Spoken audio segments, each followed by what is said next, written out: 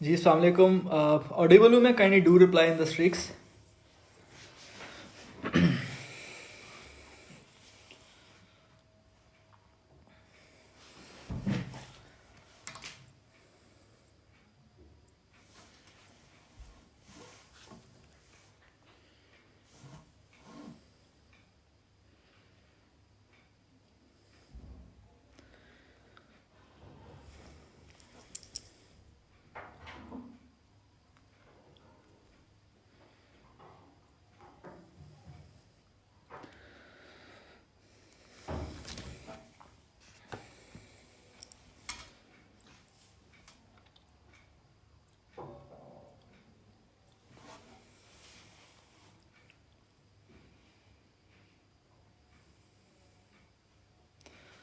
ठीक है जी, अस्सलाम वालेकुम।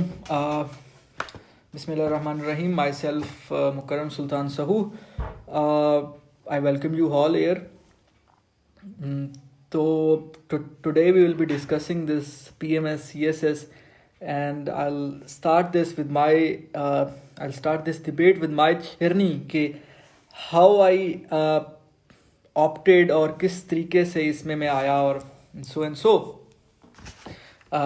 काफ़ी लोगों को पता होगा, बताता चलूँ। मैंने अभी माशाल्लाह अल्हम्दुलिल्लाह से PMS फर्स्ट अटैम्प्ट में आई स्टूड 15th। इसके अलावा CSS 2019 भी मैंने क्वालिफाई किया, और इसके अलावा assistant director ministry of defence उसका एग्ज़ाम भी क्वालिफाई किया, और जो इंटरव्यू की मुझे कॉल आई थी उसके लिए भी।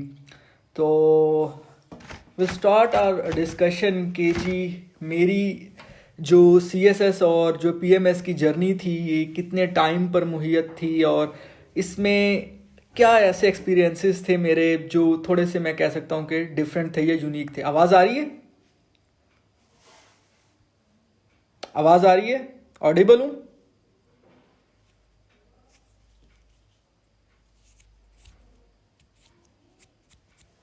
अभी someone just posted a streak की आवाज़ नहीं आ रही, तो काइंडली डू रिप्लाई ताकि मैं इसको कंटिन्यू करूँ। M I audible? ओके, ठीक है। तो तकरीबन 7 से 8 महीने पे ये मेरी प्रॉपर जर्नी थी। क्वेश्चन लोग पूछते हैं कि जी मोटिवेशन क्या थी, तो मोटिवेशन इनबिल्ट थी हमेशा से। फैमिली में काफ़ी सिविल सर्वेंट्स हैं, तो एक वजह थी शुरू से ही इस चीज़ की। घर में भी कोचिंग दी जाती थी, और एक पैशन भी था कि जी सिविल सर्विसेज की साइड पे आना है। तैयारी स्टार्ट कैसे करनी है, इस पे भी लोग कुछ क्वेश्चंस पूछते हैं कि जी हम लोग ने स्टार्ट लेना है या किस तरीके से अपनी तैयारी करनी है। तो उन लोगों के लिए जो तो अपनी ग्रेजुएशन कर चुके हैं, I mean they are in the battle field, उन लोगों के लिए तो ये एडवाइस होता है कि यार आपने CSS और PMS और जितने भी कॉम्पिटिटिव एग्जाम्स हैं, इसके लिए सबसे पहले आपको जो है ट्रैक पर आना होता है, और आपको कॉम्पिटिटिव एग्जाम्स का एक टेस्ट है, सर्टेन टेस्ट है, वो आपको जो है चखना पड़ता है। ठीक है, तो कॉम्पिटिटिव एग्जाम्स का टेस्ट मेरे हिसाब से तभी क्लियर होता है जब आप इंग्लिश मैगजीन्स, इंग्लिश न्यूज़पेपर्स का मुताला करते हैं और उनको रीड करते हैं। मेरा जो है, मैं आपको पर्सनली बताऊं तो मेरा डॉन हमेशा से फेवरेट रहा, और यानी कि ड्यूरिंग माय ग्रेजुएशन मैंने 2018 में अपनी डिग्री कंप्लीट की, और अल्हम्दुलिल्लाह 19 में ही मेरा क्लियर हो गया। तो लेकिन मैं अपनी अगर डिग्री का बताऊं तो during my field of study, यानी कि मैंने डॉक्टर ऑफ वेटनरी मेडिसिन किया, तो मैंने अपने सेकेंड ईयर से ही जो है डॉन का मुताला स्टार्ट किया हुआ था।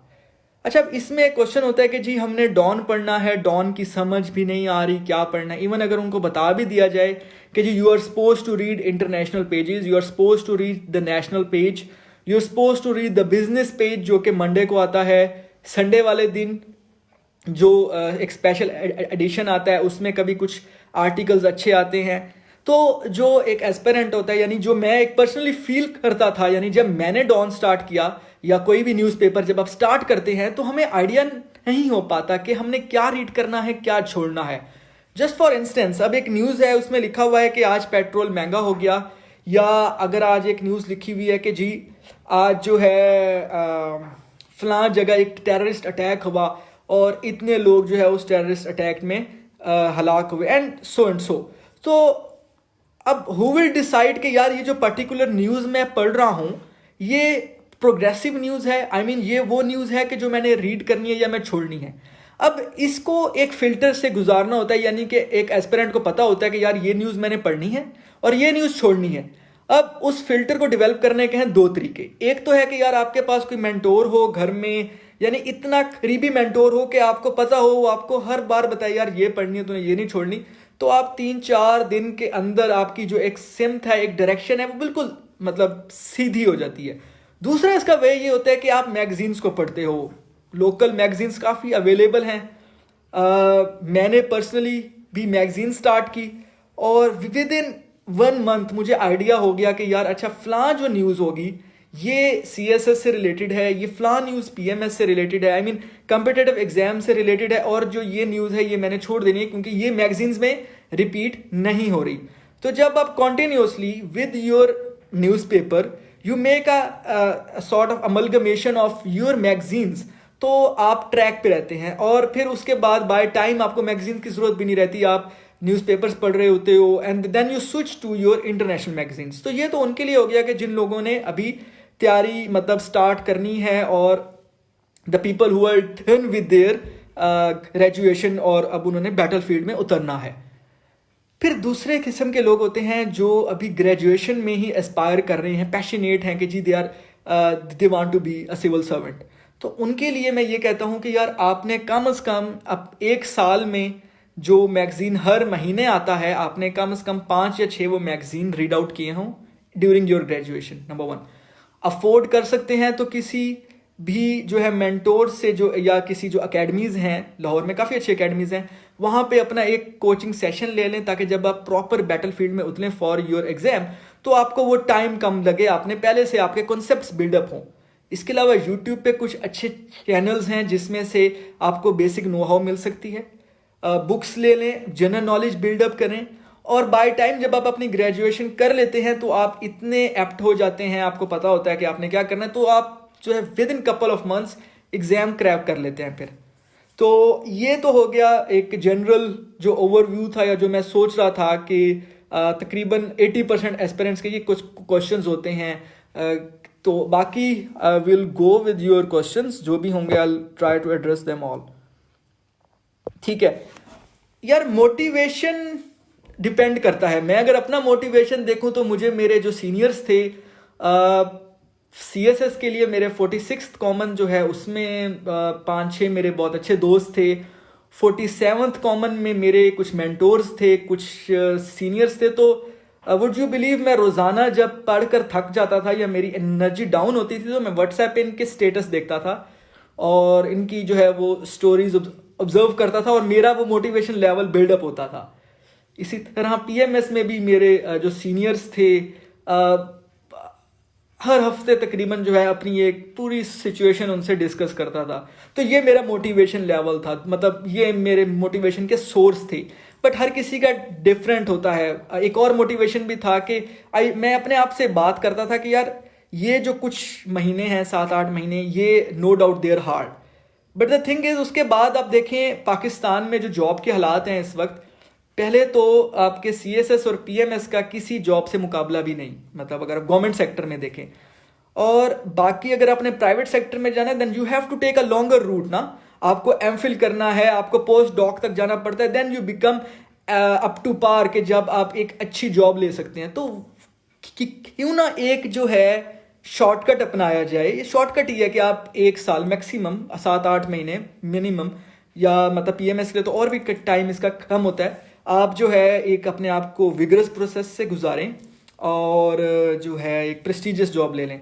तो मेरा ये होता था मोटिवेशन।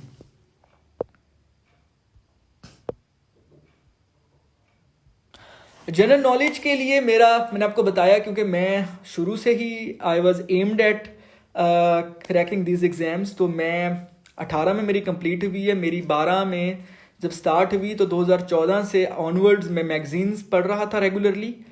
इसके अलावा मैं जो है जनरल नॉलेज की बुक्स पढ़ता था, कुछ चैनल्स हैं यूट्यूब पे उनको देखता था।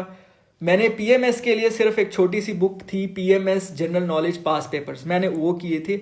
आई नो वो बहुत थोड़े हैं लेकिन मेरा थोड़ा बैंक डेवलप था।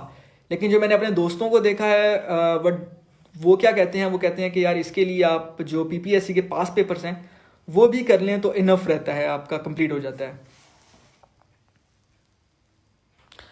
डॉन एडिटोरियल्स बिल्कुल पढ़ने हैं, और अगेन इट डिपेंड्स। अब 4 एडिटोरियल्स आ रहे हैं, 2 एडिटोरियल आ रहे हैं, 2 आपके ओपिनियंस आ रहे हैं, उसमें से आपके टेस्ट और आपके जो रिलेटेड टू योर एग्जाम्स होता है वो मैक्सिमम एक दिन में 2 या 3 होते हैं, मैक्सिमम 2 होते हैं। अब वो आपने एक आपका इनेट फिल्टर डेवलप हो जाता है जो इस चीज़ का आपको बताता है कि यार आपने ये चीज़ छोड़ देनी है। अगर आपको मैं बताऊं तो जो क्योंकि मैंने जेंडर स्टडीज़ ऑप्ट नहीं किया था, तो जैसे ही मैं कोई जेंडर रिलेटेड टॉपिक देखता था मैं उसको स्किप कर देता था, मेरा टाइम भी बच जाता था। तो इसी वे में मैंने इन्वायरमेंटल साइंस ऑप्ट किया था सीएसएस में, तो क्लाइमेट चेंज पे कोई टॉपिक आता था मैं उसको भी जो है वो ऑप्ट कर लेता था। तो ये again it depends on your taste कि आपका टेस्ट कैसे डेवलप हो चुका है by time you reach to those editorials.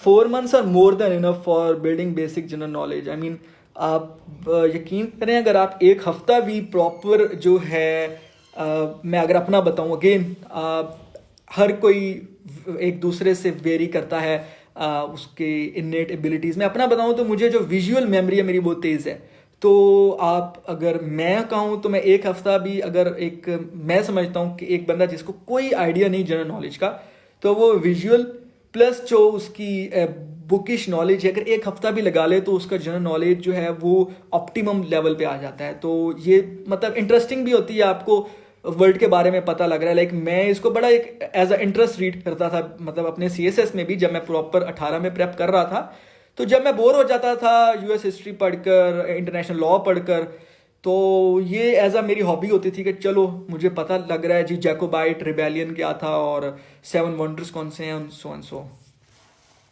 I will come to English ऐसे इंशाल्लाह, उसको करते हैं डिस्कस बाद में। पहले ज़रा जो जनरल क्वेश्चंस हैं हम उनको डिस्कस करते हैं, फिर इंग्लिश ऐसे पे आ जाएंगे। No it's a very big mistake to make flow charts और डायग्राम्स इन इंग्लिश ऐसे। Make flow charts and diagrams in every subject except English ऐसे, और ऑफ कोर्स प्रेसी में नहीं बनाने। प्रेसी और ऐसे में अंग्रेजी के जो मज़ामीन हैं इनमें फ्लो चार्ट्स ना हो, बाकी में बन सकते हैं।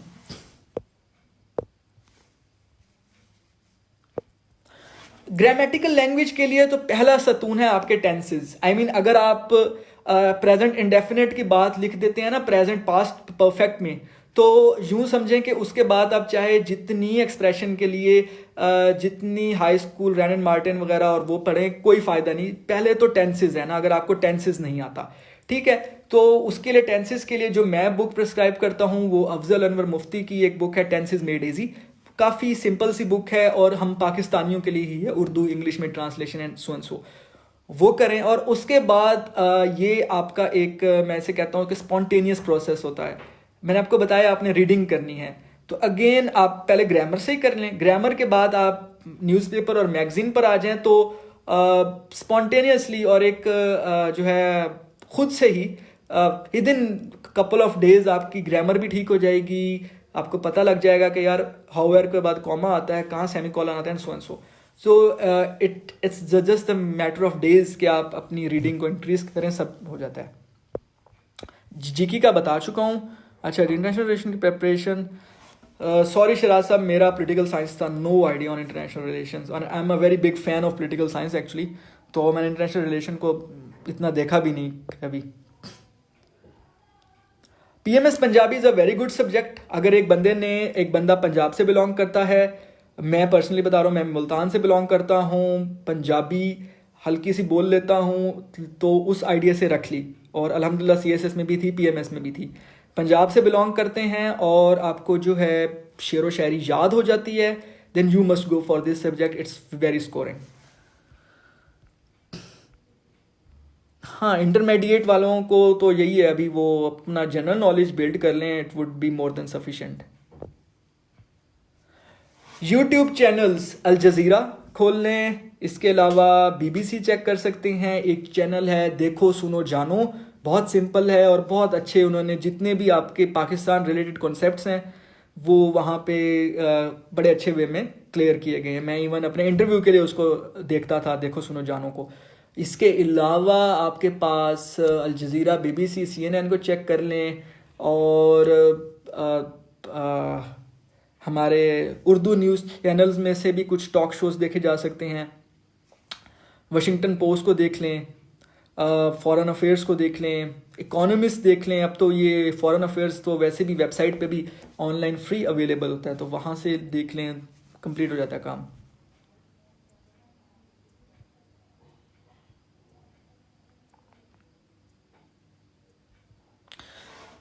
क्रिटिकल थिंकिंग इम्प्रूव करने का तरीका स्टेप बाय स्टेप है। I mean you start reading with local magazines, then you switch to your newspapers, and then you keep your newspaper as a compulsory part of your study, but then you can say you substitute, or you make your local magazines to foreign one, यानी आप उनको, जो आपके local magazines हैं, आप उनको switch कर जाते हो फॉरेन के साथ। तो फॉरेन मैगजीन्स में इकोनॉमिस्ट मैं खुद फॉलो करता था, फॉरेन अफेयर्स भी अच्छा लगता था।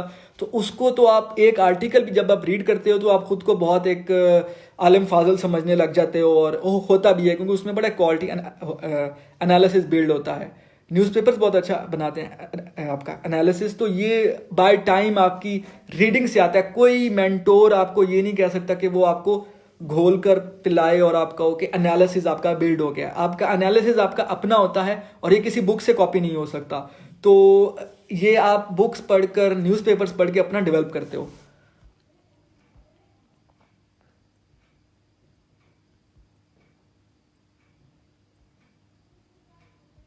अच्छा, ये बिगिनर वाला मैं बता चुका हूँ कि how to start your preparation as a beginner. अगर आप, जब ये लाइव एंड होगा तो आप वीडियो को बैक पे यू मे कंसल्ट इट, वहाँ पे क्लियर बताया हुआ है। मेरी रूटीन क्या थी स्टडी करते हुए? मैं रात को सोता था 4:30 बजे, नमाज़ पढ़ के फजर की, और सुबह 10-11 उठता था, और उसके बाद स्टडी होती थी और मैं होता था। बस यही रूटीन थी। बट अगेन इट डिपेंड्स, आपका इंटेलिजेंस लेवल पे डिपेंड करता है, आप किस तरीके से बातों को ऑब्जर्व करते हो, आपकी पर्सनैलिटी कैसी है। मेरे कुछ दोस्त थे, वो 4-5 घंटे पढ़ते थे, मेरे साथ उनकी सिलेक्शन होगी। बट इट डिपेंड्स, मैं थोड़ा सा परफेक्शनिस्ट हूँ। मैं अगर कोई चीज़ पढ़ता था तो मैं उसकी गहराई में जाता था। वहाँ जब मैं जाता था मुझे 5-6 बातें और पता लगती थी, अच्छा यार ये भी है। करते करते मैं जो है वो एक टॉपिक पे ही काफ़ी टाइम लगा देता था। तो इट डिपेंड्स, अपने टारगेट्स बताओ। मैं इसमें कहता हूँ for CSS PMS you have to be myopic.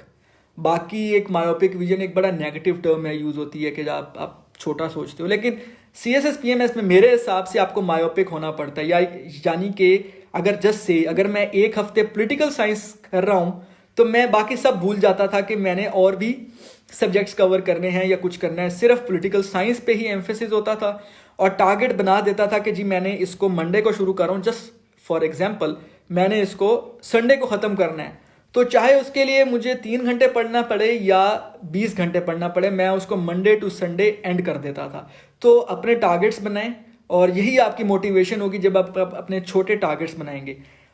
एक और बड़ा होता है कि आप कैरिड अवे हो जाते हैं। मैं कई बार हो जाता था कि यार इतने एग्जाम्स रहते हैं, तो उसमें वही है कि जस्ट फॉरगेट अबाउट एवरीथिंग।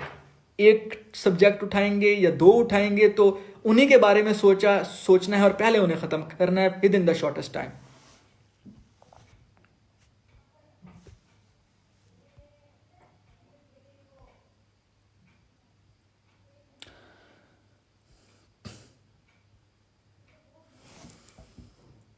हाँ, अगर आपका बेसिक नॉलेज है तो 4 months are more than enough for the preparation.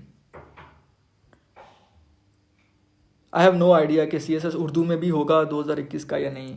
इसके लिए FPSC is the best source.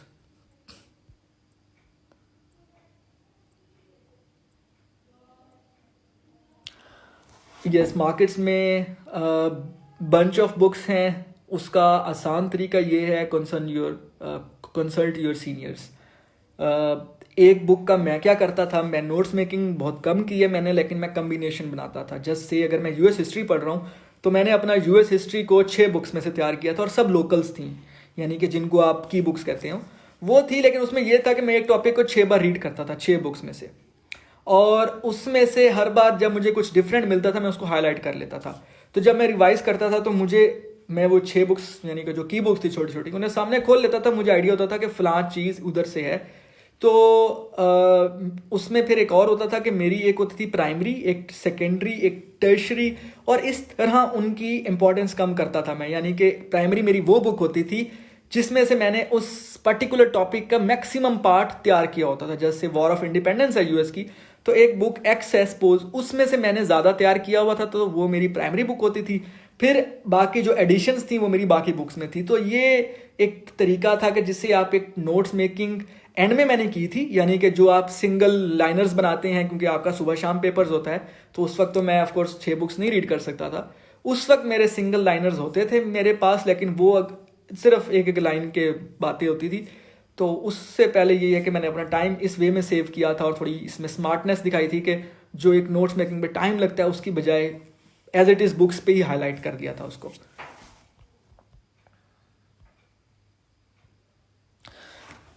General knowledge के लिए मैंने बताया, जनरल नॉलेज के लिए अगर आपने सिर्फ पीएमएस का जनरल नॉलेज क्रैक करना है तो पीपीएससी के पास पेपर्स ले लें।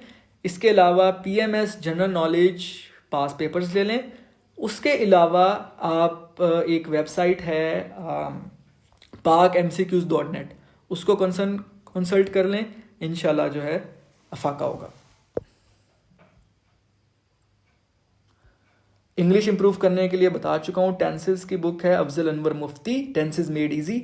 और बाकी जो एक्सप्रेशन के लिए Rhiannon Martin, brush up your English, यानी अगर आप थोड़ा सा हाई लेवल पे जाना चाह रहे हो Rhiannon Martin with its key ले लो। Otherwise brush up your English एक इंडियन बुक है लेकिन अवेलेबल है मार्केट में, it's a very good book, इसको भी ले लें आप। पॉलिटिकल साइंस मल्टीपल सोर्स थे, बहुत ज़्यादा मतलब वो सोर्सेज थे।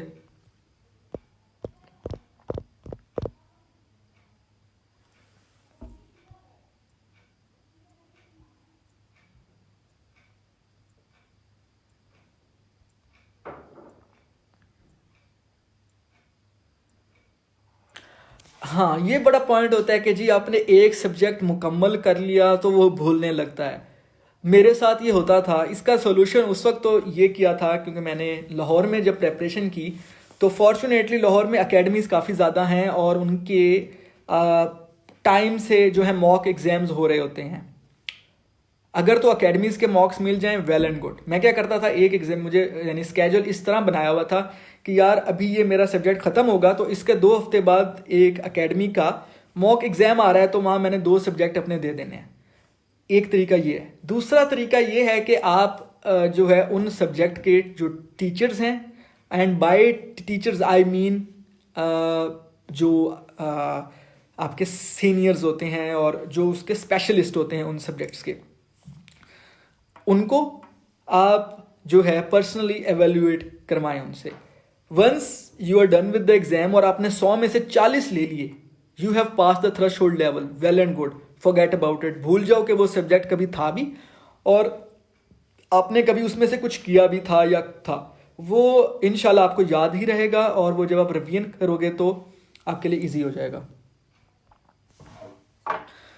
You don't need to develop your vocabulary, कोई ज़रूरत नहीं है। इट्स जस्ट अ मिथ कि इंग्लिश का पेपर ऐसा हो कि एग्जामिनर डिक्शनरी खोले, इंग्लिश का पेपर ऐसा हो कि बहुत उसमें आपने एक हाई फाई वोकेबलरी यूज़ की हो। नो, मैंने आपको बताया, मैंने अपने जो है 2 कॉम्पिटिटिव एग्ज़ाम्स और जो डिस्क्रिप्टिव दिए exams for the single papers, और उन सब में I used the single vocabulary. सिर्फ आउटलाइन में मैं थोड़ी सी जो है शो वगैरह मारते हैं वो मार लेता था, उसके लिए भी 10-12 मेरे लफ्ज़ की एक अच्छी सी वोकेबलरी थी जो मैंने बनाई हुई थी, उन्हीं को मैं आउटलाइन में फेंकता था, बाकी सारा ऐसे मेरा सादा होता था। वोकेबलरी बनाने की ज़रूरत नहीं है, you just need to read the newspaper, आपकी अंग्रेज़ी खुद ही जो है वो बनती जाएगी। सिनोनिम एंटोनिम्स के लिए पास सिनोनिम एंटोनिम्स याद कर लो। इसके अलावा एक ऐप है पड़ी मगूश के GRE play cards, GRE play cards by Magoosh, उसको डाउनलोड कर लो, वहाँ से प्ले कार्ड्स खेलते रहो। मैं रोज़ के 20-30 प्ले कार्ड्स को खेलता था, तो वो कुछ वोकेबलरी यूँ भी बिल्ड हो जाती है आपकी। यार एज का आई हैव नो आइडिया, ये पीपीएससी या एफपीएससी बेहतर बताएगी, क्योंकि ये एग्जैक्ट मुझे नहीं याद इस वक्त।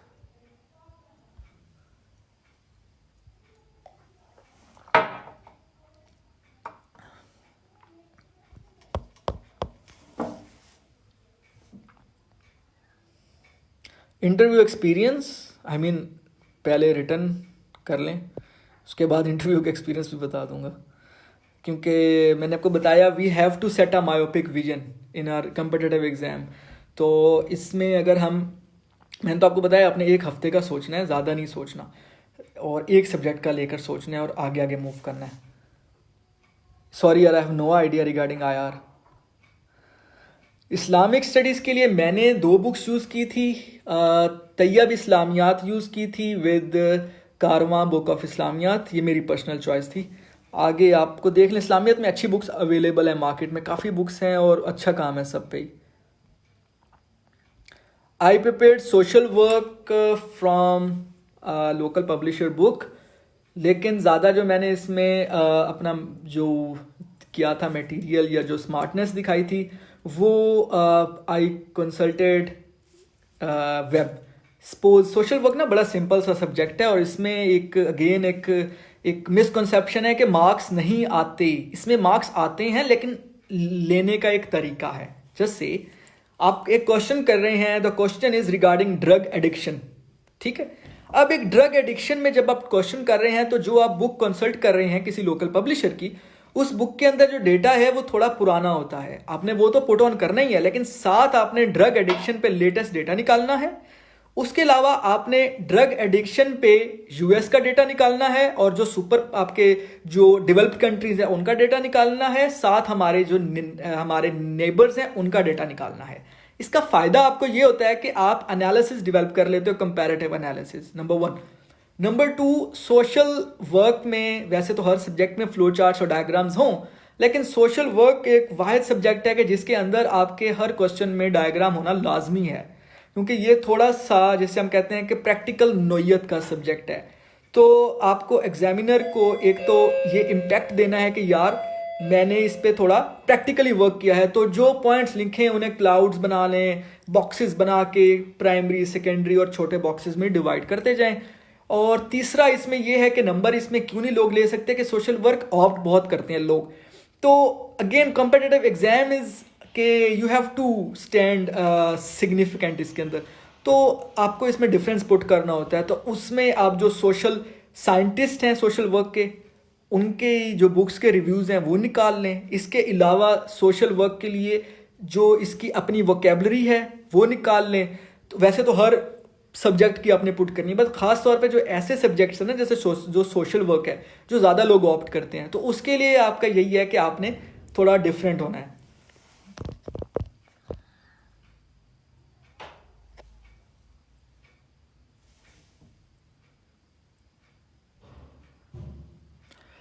इंजीनियरिंग काफ़ी लोग रख कर करते हैं मेरे साथ। आई बिलीव पीएमएस में we have 10 to 15 colleagues who are engineer by profession, तो बिल्कुल हो जाता है। How to prepare for current affairs, magazines and newspapers, I mean local magazines and newspapers, इनको लेकर चलना है 1 महीना। आई मीन अगर आप सीएसएस के लिए पूछ रही हैं, आज से कल से आपने लोकल मैगजीन और जो न्यूज़पेपर्स हैं उनको पढ़ना है। 1.5 महीने के बाद जब आप देखें कि जो लोकल मैगजीन्स हैं आपका जो लेवल है उससे थोड़ा हाई हो गया है, देन आपने जो इंटरनेशनल मैगजीन्स हैं, foreign affairs is a very good magazine available भी है ऑनलाइन, फ्री अवेलेबल है CSS पॉइंट पे गालबन, इसको चेक कर लें आप। तो आपने उसको स्विच कर लेना है लोकल को फॉरेन के साथ, और न्यूज़पेपर तो आपकी चलती रहेगी दिसंबर तक।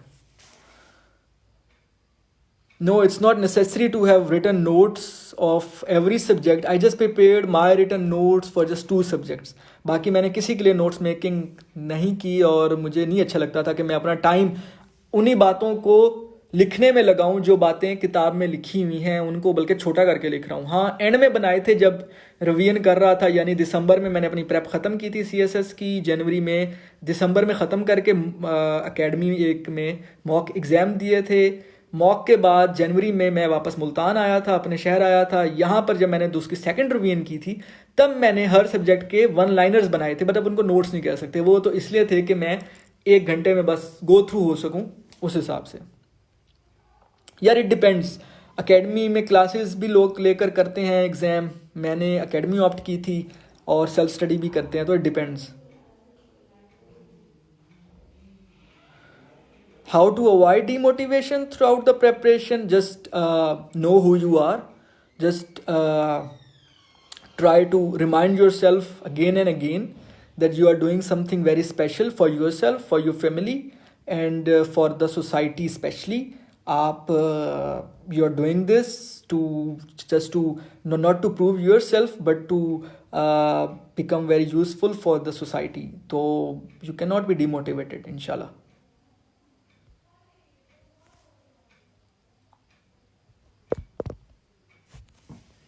No, I never opted for gender studies. मेरा environmental sciences था। लोकल न्यूज़पेपर सारे अच्छे हैं, टेस्ट पे डेवलप करते हैं, and by taste I mean किसकी वोकेबलरी आपको अच्छी लग जाए।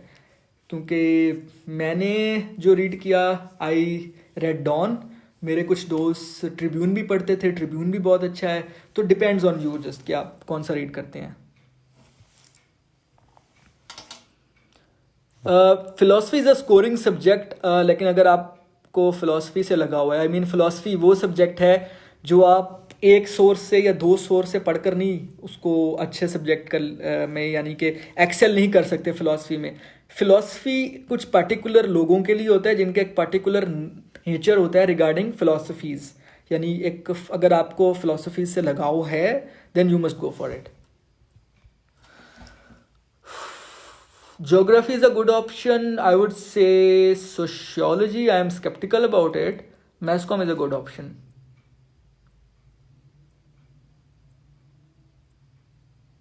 My personal preference for English writing is first improve your reading.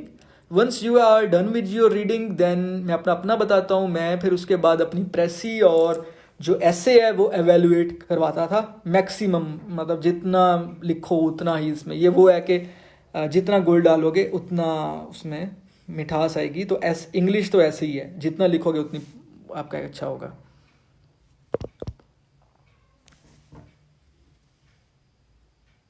No, you are not suppose to read books, I mean you are suppose to assimilate the books, उनको read करो।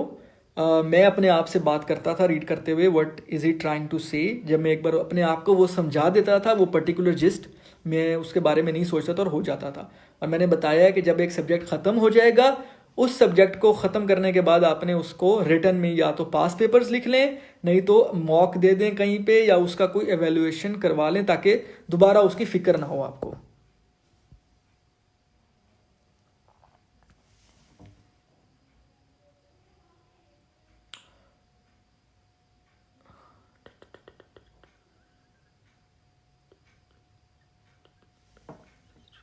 The length of answer varies. मैं आपको अपना बताऊं, मेरा मतलब मैं आपको अपना बता रहा हूँ, काफ़ी लोग इससे, मेरे जो दोस्त थे कहते थे कि यार ये तू पहला सवाल बहुत लंबा लिखता है।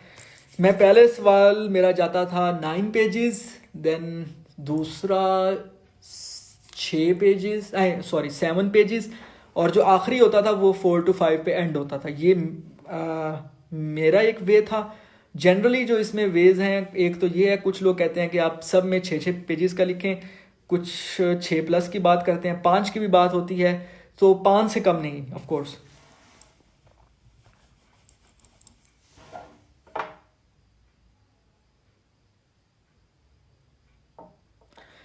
एकेडमी के क्वेश्चंस आ रहे हैं, डिपेंड करता है। आई मीन अगर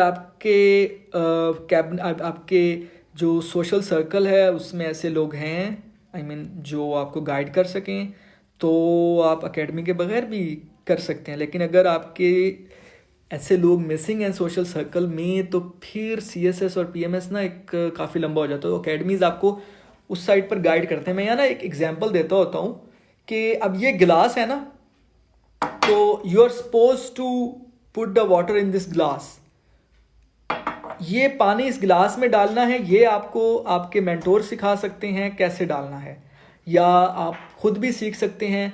उसमें यही है कि आप इसमें लोगों से कंसर्न कर लेते हैं कि यार किस तरह करना है। उसके बाद इस पानी को जो है ना पीना आपने खुद है। तो जो बैटल फील्ड है ना कम्पिटिटिव एग्जाम्स का, उसमें कूदना एक एस्पिरेंट को खुद होता है। एकेडमी आपको कभी भी कोई चीज़ रेडीमेड नहीं दे सकती, या जो आपको ट्यूटर है वो नहीं दे सकता। तो again it depends on you कि आप उसको किस वे में करते हैं।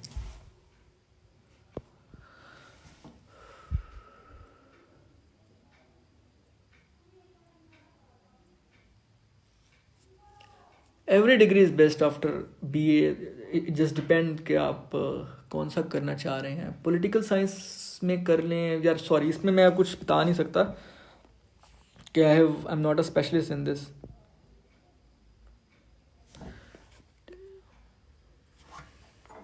वो आप इसलिए भूल जाते हैं जीके के पेपर्स, क्योंकि आप जब करते हैं उसको तो उन बातों से इन टच नहीं रहते, या आप उनका रट्टा लगाते हैं। मैं आपको इसमें एग्जांपल देता हूँ। अगर आप रीड कर रहे हैं सियाचिन कब हुआ, 1984, तो उसमें जो उसका ऑपरेशन था, ऑपरेशन मखदूर था मेरे ख्याल में। तो आपने जब तक इन बातों को, मैं अपना बता रहा हूँ, मैंने जब तक इन बातों को सर्च नहीं किया तो मुझे पता है वो भूल जाएंगी।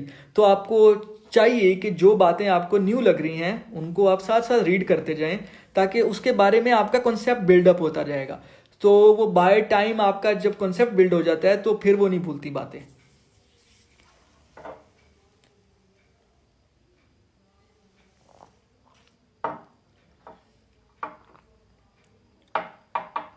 अच्छा, कोई और डिफरेंट क्वेश्चंस हैं तो बताएं, क्योंकि ये जो सब क्वेश्चंस हैं जो अभी रिसेंट पूछे जा रहे हैं, ये मैं स्टार्ट में ही एड्रेस कर चुका हूँ। तो जब हमारा लाइव ख़त्म होगा तो मेरे ख्याल में वीडियो सेव रहती है इधर, तो वो आप वहाँ से ले सकते हैं।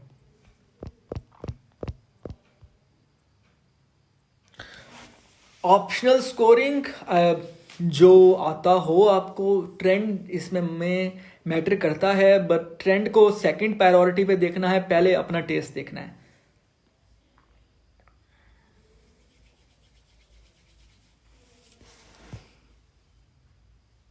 Yes, writing style do matter, but इसकी बेस पे एग्जामिनर आपको कभी पैनलाइज नहीं कर सकता। आई मीन अगर आप एक काफ़ी फजूल राइटिंग में भी लिख रहे हैं तो वो पैनलाइज नहीं कर सकता, लेकिन ऑफ कोर्स आपने उसको ना, इंसान है वो, तो एक इंसान पे ब्यूटी का एक असर आता है, यकीनन आता है। तो जब एक चीज़ वेल ओरिएंटेड है, वेल ड्राफ्टेड है, वेल आर्टिकुलेटेड है, तो ऑफ कोर्स उसका एक पॉजिटिव इम्पैक्ट तो आता है। मेरा वे क्या था ब्रेनस्टॉर्मिंग का? मेरा वे ये था कि मैं रफ वर्क में जाता था, और रफ वर्क में लिटरली जो है मेरा जो उस वक्त दिमाग होता था वो पूरे जो थोड़ी मेरी ज्योग्राफी अच्छी थी, तो जो पूरा पाकिस्तान के इर्द गिर्द जितना रीजन है वहाँ पे थोड़ा सा घूम रहा होता था, ताकि जो इश्यूज मुझे आते थे मैं वो जस्ट लिखता जाता था उसको हैफाजत, और उसके बाद मैं क्वेश्चन दोबारा रीड करता था, और उस क्वेश्चन में से मुझे जितना यहाँ से मवाद चाहिए होता था उसको ओरिएंटेड फॉर्म में लिखकर I keep on writing, I kept on writing, sorry.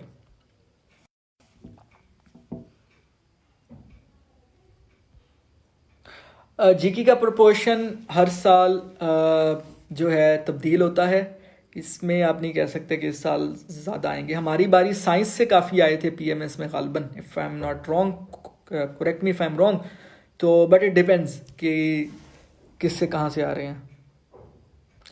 Fraction figures याद करने के लिए अपने पूरे कमरे में, रूम में जहाँ पढ़ाई कर रहे हैं, A4 साइज़ के पेपर्स ले लें, उनको जा बजा दीवारों पे, अलमारियों पे चिपका दें, जैसे कि आपको फिंगर टिप्स पे याद हो इंडिया की चाइना से ट्रेड कितनी है, $100 बिलियन, पाकिस्तान की कितनी है, अराउंड 6, नहीं एग्जैक्ट मुझे याद नहीं आ रही। अच्छा, तो ऐसे ऐसे आपको जो बेसिक आपके फ्रैक्शन फिगर्स हैं वो आपके फिंगर टिप्स पे हों। मैंने पंजाबी के जो शेरो शायरी है वो अपने रूम में लगाई हुई थी, इसके अलावा फ्रैक्शन फिगर्स लगाए हुए थे, चार्ट्स लगाए हुए थे, मैप लगाया हुआ था।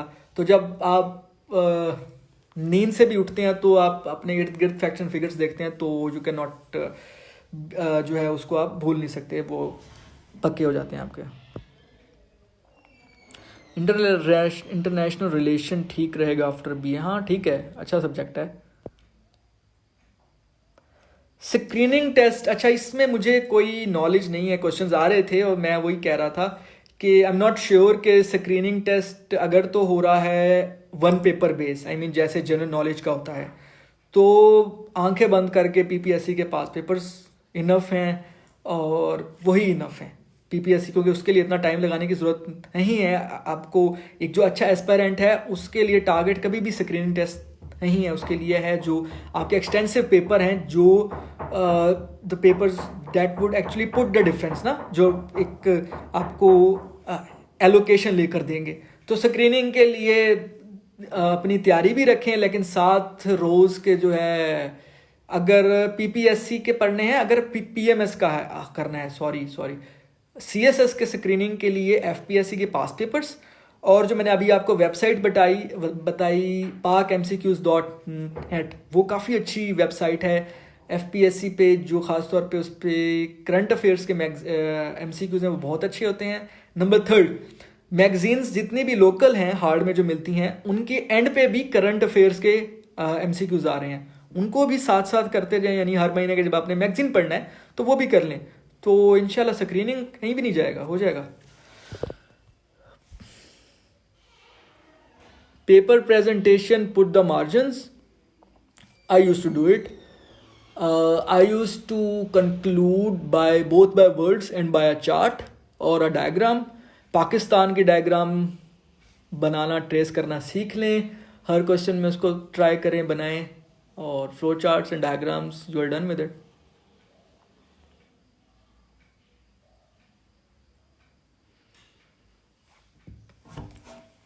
Topic division depends on your choice कि आप उसको किस वे में करते हैं। So I believe we are done with the majority of the questions. मैं 5 मिनट मज़ीद वेट करता हूँ, अगर कोई और क्वेश्चंस हैं, आई मीन कोई डिफरेंट क्वेश्चन है तो यू मे आस्क। बाकी हाउ टू स्टार्ट और how to start as a beginner and how to start as a graduate, उसका मैंने स्टार्ट में बताया।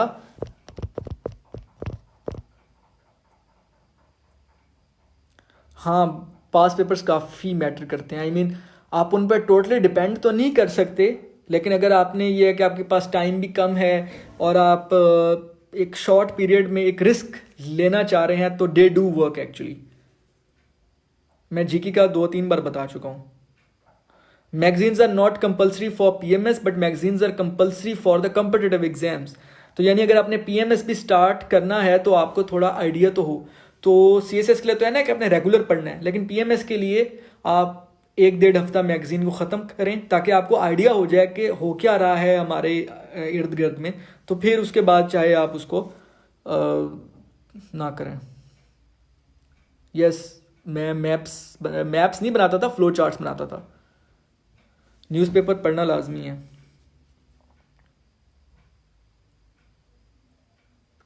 जी कासिम साहब, कौन सा क्वेश्चन आपने पूछा है 6 टाइम्स, काइंडली डू रिपीट। यकीनन आपका जो क्वेश्चन होगा या मैं पहले उसको एड्रेस कर रहा हूँ या आप बताएं, दोबारा पूछिए kindly. I would wait for couple of minutes.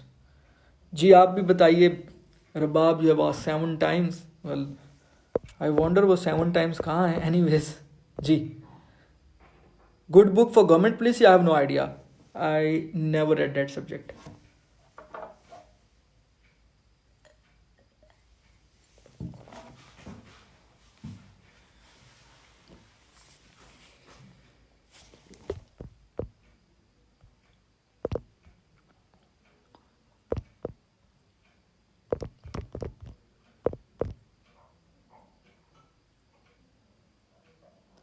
जी मोहतरम, बताइए कौन सा क्वेश्चन है आपका, वो बताइए।